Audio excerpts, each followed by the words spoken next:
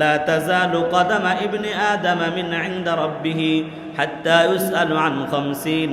কোন আদম সন্তানের পক্ষে এটা সম্ভব হবে না যে 5টি প্রশ্নের উত্তর দেওয়া পর্যন্ত সে একটি কদম লড়াতে পারবে। 1 নম্বর প্রশ্নের উত্তর হলো আন উমরিহি আফনাহু। আল্লাহ সুবহানাহু ওয়া তাআলা তোমাকে যে জীবন দিয়েছিল, আন উমরিহি আফনাহু, তোমাকে আল্লাহ রাব্বুল আলামিন একটা জীবন দিয়েছিল, আমাদেরকে জীবন দিয়েছেন তিনি কে? আল্লাহ সুবহানাহু ওয়া তাআলা আমাদেরকে জীবন দিয়েছেন। জীবন কোন কাজে ব্যয় করেছি, জীবন কোন কাজে আমাদের ব্যয় হয়েছে, আল্লাহ সুবহানাহু ওয়া তাআলা সেদিন জিজ্ঞাসা করবে, তোমাকে এমন চমৎকার একটি জীবন দিয়েছিলাম, কোন পথে ব্যয় করেছ? উত্তর দিয়ে তারপরে তুমি সামনে যাবে। 1 নম্বর প্রশ্ন হবে কি, তোমাকে জীবন দিয়েছিলাম একটা, যেই জীবনের মূল্য কোনো কিছু দিয়ে দেওয়া সম্ভব নয়। কোনো মুসলমানকে, কোনো মানুষকে যদি আল্লাহ সুবহানাহু ওয়া তাআলা জীবন দেওয়ার পরে কোন পথে জীবন ব্যয় করেছো, যদি আল্লাহ সুবহানাহু ওয়া তাআলা প্রশ্ন করে উত্তর দিয়ে সামনে যাওয়ার মতো কোনো রাস্তা আছে? কোনো রাস্তা নাই। 2 নম্বর প্রশ্ন হলো আন শাবাবিহি আবলাহু। তোমাকে যৌবন দিয়েছিলাম, শাবাব, তোমাকে যৌবন দিয়েছিলাম, যৌবনটা কোন কাজে ব্যয় করেছো? আজকে উত্তর দাও। যৌবনটাকে ইবাদতের মধ্যে কাটিয়েছো নাকি অন্যায় করে করে কাটিয়েছো? কোন কাজে তোমার জীবনের শক্তি, তোমার যৌবনের শক্তি কোন কাজে ব্যয় করেছো? আজকে আমি রব্বুল আলামিনের কাছে উত্তর দিয়ে যাও। রাসূলের মাধ্যমে অন্য জায়গায় বলেছেন, যদি কোনো ব্যক্তি যৌবনকালে তার ইবাদত করতে পারে, আল্লাহ সুবহানাহু ওয়া তাআলা আরশে আজিমের নিচে সেই ব্যক্তিকে ছায়া প্রদান করবেন। সুবহানাল্লাহ। অশাবুন নাশা ফি ইবাদাতিল্লাহ, যারা যৌবনকালে আল্লাহর ইবাদত করবে, আল্লাহ সুবহানাহু ওয়া তাআলা তাদেরকে আরশে আজিমের নিচে ঘর বানায়া দিবেন। সুবহানাল্লাহ। এই জন্য দ্বিতীয় প্রশ্ন হবে যে তোমাকে যৌবন দেওয়া হয়েছে, এই যৌবন কি কোন কাজে ব্যয় করেছো? যৌবনটা কোন কাজে ব্যয় করেছো? যৌবন বলতে আমরা কি শুধু আমাদের চাহাত এটাই শুধু যৌবন, এটাই বুঝি? না প্রিয় ভাইয়েরা, যৌবন বলতে আপনার গায়ের শক্তি। আপনি চাইলে 1 ঘন্টা 2 ঘন্টা দাঁড়িয়ে দাঁড়িয়ে নামাজ পড়ছেন, এটাই যৌবনের শক্তি প্রিয় ভাইয়েরা। শুধু মনের চাহাত, মনের খায়েশাত, নফসানিয়াতকে পূরণ মানে এটা যৌবন নয় প্রিয় ভাইয়েরা। এই জন্য যৌবনকালের শক্তি, তোমার যৌবনকালের শক্তি কোন কাজে ব্যয় করেছো, এটা আমি রব্বুল আলামিনের কাছে বলে যাও, এরপরে তুমি সামনে যাও।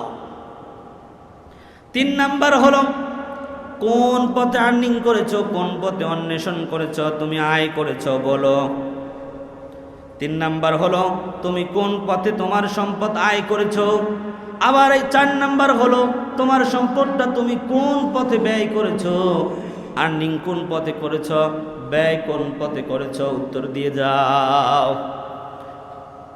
যদি আমাদের ইনকাম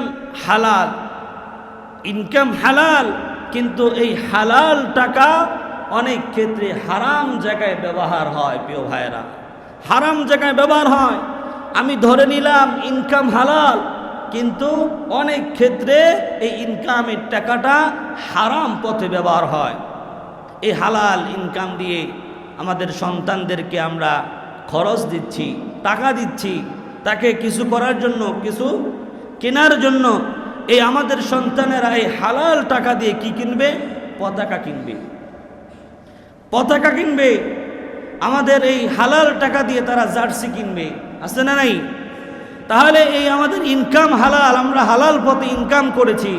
4 নম্বরে এসে এই হালাল টাকা দিয়ে আমরা হারাম পণ্য কিনছি, হারাম জিনিস কিনছি। কথা বলেন ঠিক কিনা?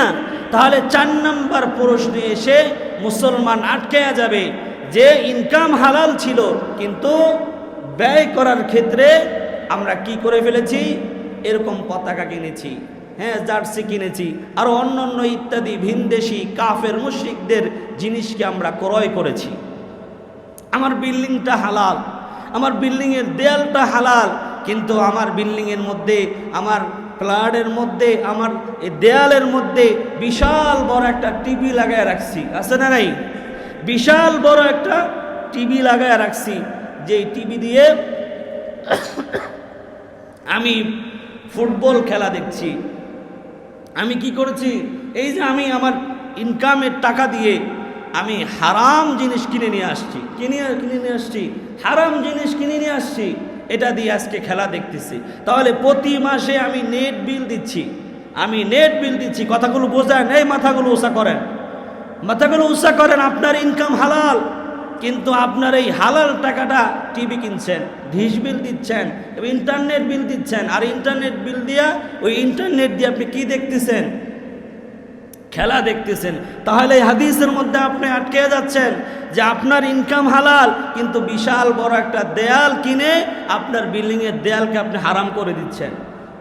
আপনি প্রত্যেক মাসে বিল দিচ্ছেন, আপনার ইনকাম হালাল, কিন্তু ব্যয় হচ্ছে হারাম পথে। এই জন্য প্রিয় ভাইয়েরা সাবধান। আল্লাহ রসুল সাল্লাল্লাহু আলাইহি ওয়াসাল্লাম যেই কথাগুলো বলছেন, ময়দানে মাহশরে কিন্তু অসংখ্য মানুষ, আকসার মানুষ আটকে যাবে প্রিয় ভাইয়েরা আমার। এই জন্য ইনকাম হালাল যেমন ইনকাম করছেন, এরপরে এটাকে ব্যয় করতে হবে হালাল পথে প্রিয় ভাইয়েরা। পারা যাবে ইনশাআল্লাহ।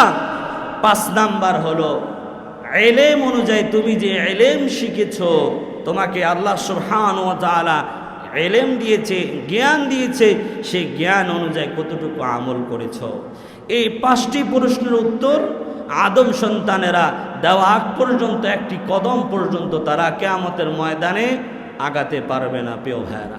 এই জন্য সাবধান করে দিচ্ছি প্রিয় ভাইয়েরা, ভিনদেশি কাফের মুশরিকদেরকে অনুকরণ করার আগে এই হাদিসখানা ভালো করে বুঝবেন। শুধু পড়লেই হবে না, হাদিসখানা আপনি পড়বেন। হাদিসের মধ্যে রাসূলুল্লাহ সাল্লাল্লাহু আলাইহি ওয়াসাল্লাম যে সূক্ষ্ম কথাগুলো বলছে, যদি আপনি এই কথাগুলো না বোঝেন, কিয়ামতের ময়দানে আল্লাহর আদালতে আপনি আটকে যাবেন।